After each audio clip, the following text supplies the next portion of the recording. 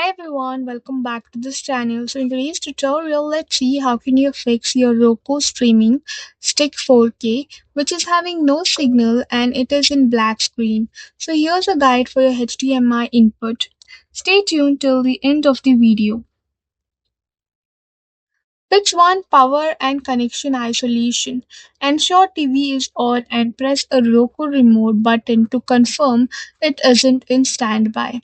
Connect Roku directly to the TV HDMI port instead of an AVR or soundbar.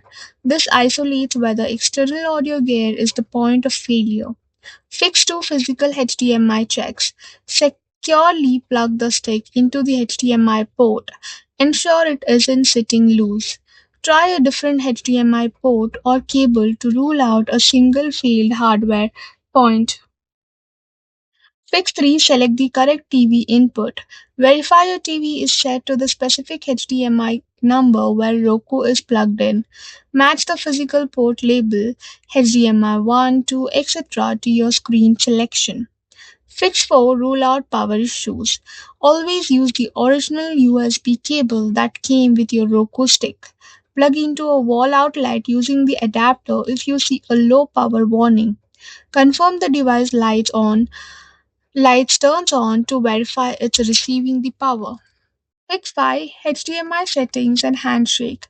Enable HDMI CEC in your TV settings so the remote can wake the display. Wait for 10 seconds after switching inputs for the TV to detect the Roku device.